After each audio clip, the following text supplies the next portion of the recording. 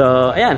Ito na pala yung hybrid Yaris Cross, top of the line, syempre. So, ito na ulit si Sir Richard, yan. And siya yung the one and only na tawagan niya dito sa Toyota BGC. Yan, 360 camera, napansin ko na agad dyan sa may logo na yan.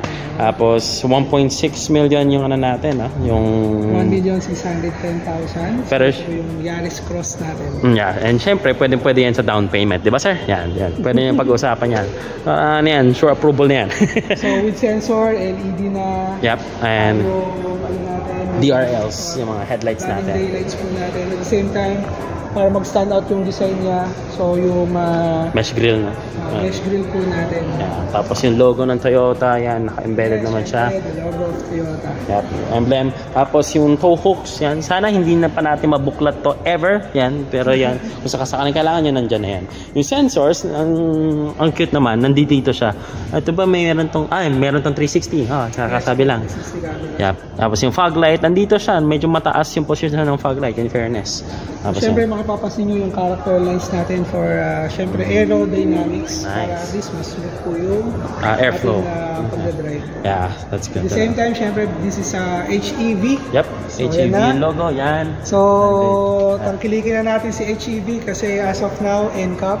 Yan, so, NCAP. Exempted po si hybrid po natin. Coding, tsaka yung EDSA, yung rehabilitation. Yan, EDSA rehabilitation, exempted po si hybrid. So, yan. Side repeater po natin. Yeah.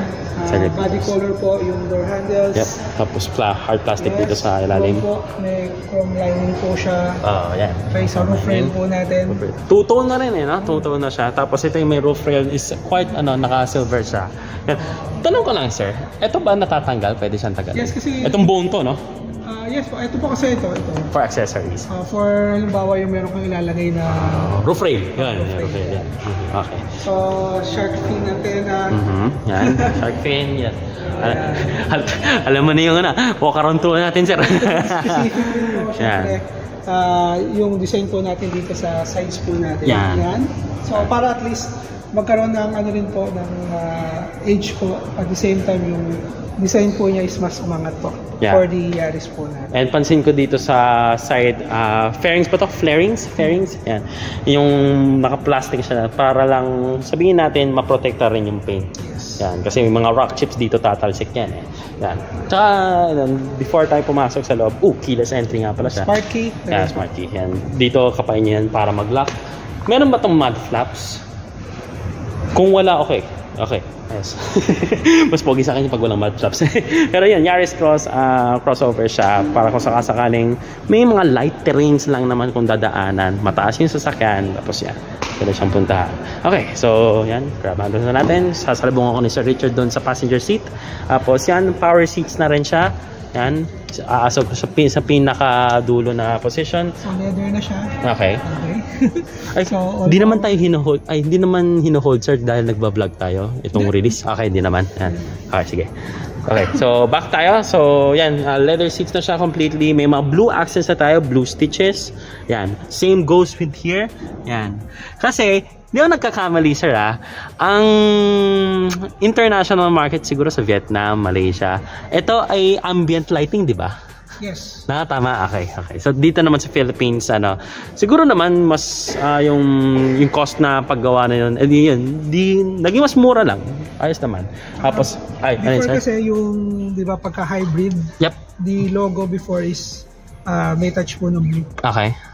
Inalis lang po ngayon for this particular unit. Pero yun nga, inano nila yung logo na hybrid dun sa gilid po natin, which is yung merong bilog. Oo nga na. So yun, HEV na yung naka-HAV. So sakita. Yan. Okay, so all power. Yep. So nandiyan pa rin. So piano block. Yep. So, three-spoke steering wheel, tapos nandito yung audio controls onto the left, tapos yung cruise control, alam ko ito adaptive na since top of the line na to. Adaptive cruise control, tapos syempre yung Toyota Senses natin. Built-in to na dashcam, no? Yes, meron na po siyang dashcam. So, laging tanong, paano po siya i-operate? Download lang po kayo ng Toyota DVR. DVR, okay. Tapos, ang password po is 1, 2, 3 hanggang 8. Yan, 1, 2, 3, 4, 5, 6, 7, 8. So, meron po siyang sunroof. Sunroof po natin. Okay. You have ample space po dito sa glove box po natin. Yan, okay. So, yung piano block din po, meron po siyang kasama with touch po ng chrome para mas looks is po siya, executive, yung loob po natin. Okay. Let's get. Tapos push button start. Kasi alam ko yung lower variant na to na push button start ay kulay black. Ito yung hybrid, parang may pagka-blue touches. Yung black accents niya. Yan. So Android and Apple CarPlay. Soft touch na rin po siya. Okay. Yan. Tapos may 2 cup holders tayo. Designated. Cup holders here. Yep. Tapos yung center armrest. Tapos yung storage nun. Medyo okay naman na yung storage nito. Tapos yung battery natin, syempre. Ayan, yung wireless charging yan. Meron siyang switch dyan no? Ay, ito. Yan, yung maliit na switch na yan. Okay, so ito yung 3-spoke steering wheel na katulad na sinabi ko. Pero believe it or not, hindi pa ako nakakapag-drive nito kasi alam ko na nangako ko sa sarili ko nung sa autofocus test drive event, yung nakita kami noon ni Sir Richard na magdadrive ako. Pero wala, namindang ako dun sa Toyota Tamaron. Inuuna ko talaga yan. So, yan. Very rare opportunity. And ito yung may natin. So ito po yung sa sun visor natin. Siyempre merong mirror, lalo na yung mga sumasakay po dito. Yep. And then syempre meron po siyang ilaw po dito sa natin. Same goes syempre dito sa driver side. Yan. Okay, may sensor na rin siya dito. Lumubog po siya ha. Kasi yung iba nagtatanong. Yeah. Ayan. Fix ba siya? Ayan. Lumubog po siya. Okay. Paano to? Hindi siya namubog? Hindi naman po. Para lang po pagka yung araw isa sa gilid natin. So para hindi po tayo maarawan po. Okay. So yan. Lagyan natin. Sarado natin. Mapasin nyo rin. Black po yung natin. Nga black yung natin, yung roof lining natin. Yung ceiling natin, compared to generally, yung mga unit is makikita nyo gray. Yeah. Okay, so normally, ang nangyayari doon, kapag nahahawakan, ayan, minsan nag-iiwan siya ng, yung makikita mo kaagad yung dumi. This time, ito, color black. So para at least hindi po masyadong makita rin po yung natin. At the same time, it gives po na maging po yung executive po yung loob po natin. Okay, that's good to know. So leather. Leather and single zone climate control system. Yan, yung AC. Tapos yan. Typical, isipin nyo na parang na-convert lang na into automatic. Para manual lang siya. Pero yan, that's good to know. Tapos yan, meron pa tayong EV mode. Yan, meron pa tayong, ito hindi ko pa ito na-explore kasi hindi ko pa na-drive EV mode, tapos yung automatic, yung rear tailgate lift, tapos yung mga sensors natin, traction control, tapos may automatic high beams na.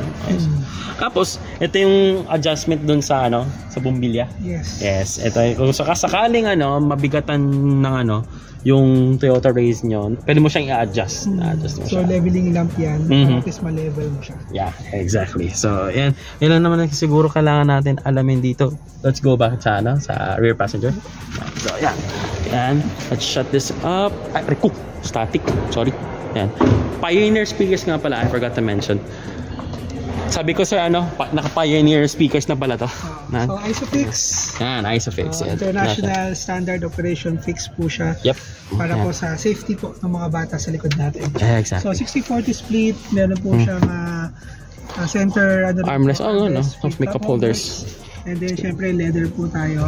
Meron po tayong aircon vent dito sa likod natin. At the same time, for charging po, meron po tayong dalawa na pwede po may access dito sa likod. Okay, charging ports. So yung back package po natin, meron din po tayo. All power, touch din po ng piano block with chrome po yung natin. Para at least mas, more po yung sa design niya, maging po siya, executive po yung nasa loob po natin. Okay, nagmumukhang panoramic na to, no? Or, pag atras nito, lahat na yan sakop dito. Ano po yan? Yung sa salamin lang po. Okay, that's good to know. Ayan, pansin ko rin. Tapos yung natin, black piano na trims natin dito.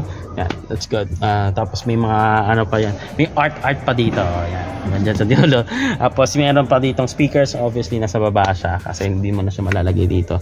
Ngayon, ang champion naman talaga ng Toyota Race is like the bigger brother ng Toyota Race, ng Yaris Cross. Parang big brother siya ng Toyota Race. Hindi na papansin. Kasi mas mataas lang noon. So, yan. Wait lang, sir. Yan, nataas naman siya. Yan. So 5'6", syempre kasya ako dito. Yan. Tapos sensor, pwede natin i-check yung rear tailgate kasi hindi pa natin na-check yung engine hood no? Ayan, para maiba lang yung natin, format natin. Yan, as I climb outside. Tapos mamaya check lang natin to. Yan. It goes with the spoiler and brake light. Yep. Kasama yan. Okay. So may sensor din po tayo dito. S siya, so pwede po siya na kick sensor po.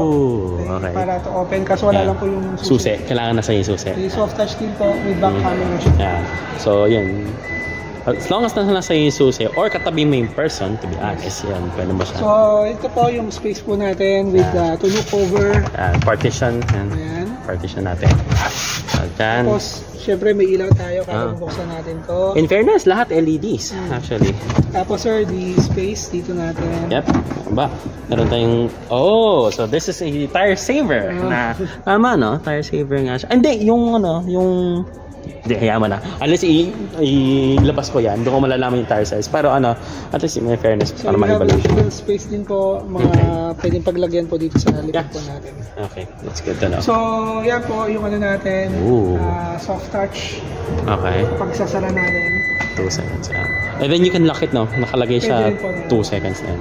As long as you have the key and everything else. So, yan po yung natin. Dito po natin. Yeah, S-variant, yan yung emblem natin. Right over there. So, HEV and Yaris Cross onto the left. Tapos lahat nito ay alam ko LED. Siguro yung mga repeaters nito dun sa turn signal ay halogen. But yeah, you can upgrade it if you want to. Tapos yung rear sensors natin, yan. Very blending dun sa pintura nga naman ng na rear bumpers natin. Sir, check na natin yung hood natin. Before natin habang i-operate yung hoods natin, ito nga pala yung mga natin, wheels and tires natin. 2-tone nga pala yung design nito. 1, 2, 3, 4, 5 lug nut spec. Tapos rear disc brakes. Tapos yung sukat nito ay 215 by 55. Tapos 18-inch in fairness. Bridgestone na pala yung natin. Yung tag dito, yung mga goma natin. Independent suspension right over there. Yan. Okay. Yan, since nabuksan na tayo, maraming salamat Sir Richard. Okay. Ito na yung engine natin. Okay. So, makikita nyo ulit yung mga color.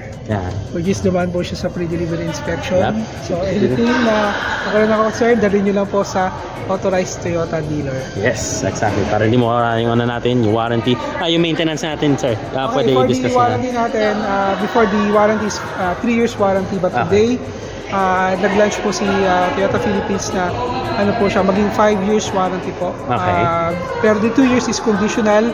Kailangan lang nakasundin po natin yung preventive maintenance po na specification for the particular unit. Preventive preventive, hindi corrective preventive. Okay, yan. So, ito yung hood installation natin, dito built in. Tapos yung vehicle emission control natin, information, everything's here. 2NR VEX. Okay, VEX kasi yan may hybrid chuchuperot yun dyan. Tapos yun, nakikita ko na yung siguro hybrid system, electric, yung batteries and everything. Yan yung may orange na yun. So sir, tanong ko lang, palagi ko pwede ito sa baha, pero depende na lang kung gaano kataas Yes, ang po kasi, papasinin po niyo, the hybrid, akala nila, the battery is nandito. Okay. By the battery is nasa likod po. Nasa chassis ba siya? Nasa upuan po, na ilalim po ng upuan niya. Ang third ng sa likod? Okay.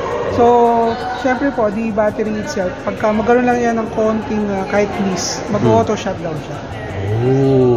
Okay. So, doon na kayo tatawag ng authorized na Okay, the battery is 8 years warranty. 8 years? Okay, tatanong ko sana kung yan lang. 8 years warranty yung sa hybrid po natin. Hindi naman siya whichever comes first kung dun sa odometer? Meron din po siyang whichever comes first. Alam ko lang po yung specification for the particular KP po natin. Most likely kapag bibili na lang kayo yun, pwede nyo itanong kay Sir Richard, then tatanong niya na lang din. So, ayan. So, alam ko naman na may mga horsepower rating, pero kapag alam ko, hybrid, usapan kasi kung ilang kilometers per liter sir. May idea ba kayo, sir? Iba-iba po ang sinasabi ng clients natin, pero meron po nag-28, meron nag-25, so hindi parang po motor pare-parehas, no? Yeah. Ang laging tinatanong lang dito is how the hybrid works po with halimbawa specifically dito sa Toyota Yaris natin. Okay, so the first 40 kph po natin, ang nag-ooperate po dyan is the electric. First 40? Yes. First 40. Ang taas nun, okay. Pagka nag-41 na siya, engine na. Okay, so engine, laruan yun no? Engine, battery. Pagka nagbe-brake ka naman, simultaneously, tina-charge na yung battery. So parang may regenerative. Okay. So, kaya ang kagandahan ng ni hybrid ni Toyota is hindi siya dependent sa charging port. Yeah, kasi wala tayong plug-in na charging no. So all you have to do na parang pangkaraniwan na sasakyan, refill ka na refill, then etong si makina, tsaka yung braking, doon na siya okay, in fairness, gets ka na. Okay. So ito yung mga airbags natin, yung sensors, and keep in mind kapag magpapa-engine wash kayo, mas maganda na dun sa Toyota naman mismo ay magpa-engine wash kasi mga sensors na to, lalo na hybrid variant to, yan, very delicate pa tayo dito. So yan, tapos siyempre meron itong nandito yung Toyota, siyempre may Toyota Sense siya. okay. So yung electronic brake distribution, the ABS, mga safety features na safety features yan. Kaya papansinin nyo maraming mga warranty sa sensors na ito. Yes. For the specific safety features po ng Toyota Yaris Cross. Yeah. Okay. 2NR. So it's actually somehow similar sa makina nito. Yeah. Kasi 2NR. Doon na ako nag-base. Pero may mga few modifications naman ito. Yan. So, ayun. Siguro sir, pa na natin isarado. So, ABS module and everything else yan. Traditional pa radiator pa natin. Sige sir, isang malupitang demo ulit ko po isasarado yan. Close po natin, hindi po siya ipapagsak. Yan. So, syempre, soft lang. Okay, so yan. Mukhang okay naman ako sir dito sa Toyota Yaris Cross natin na review natin. So yan, if ever ito si Sir Richard siya yung kukontakin nyo for the phone numbers, tapos may kailangan kayong financing, ma-approve yan. Sir, nga pala, this is the first time na sasabihin ko, ano yung mga freebies na pwede nilang ma-receive? Standard freebies po natin, syempre meron na siyang tin. Di po kasama yung commission. Meron na siyang tin, meron siyang cover. Meron na po siyang matting. Okay. So, syempre yung pouch po natin na black. Window visor na rin kasama natin. Wala po siyang visor. Oh, okay. Pero alam mo, kung para sa akin, okay na yung ganyang clean look. Kung ako magiging customer mo. Yeah, so, yeah. So, marami pong standard natin, freebies natin. Minsan meron pang mga nai-add na freebies, depende po dun sa magiging deal po natin with yeah. Client. Right, okay. So, ayun lang naman. Maraming salamat sa Toyota BGC for giving us an approval dito sa mga units nila. Yan, medyo marami na kaming units na hindi ko na mabilang Pero ayan, we're doing this one in one take kasi si Sir Richard is obviously para sa akin, one of the best agents I've ever worked with. Yun, maraming salamat. So, Sir Richard, isang katutak na kamay na natin ginagawa to. Ayan, so ayan, susunod na lang sa siguro, sige, kami na bahala mag-uusap kung ano yung susunod na sasakyan. So, yun, maraming salamat and that will be all. Thank you very much.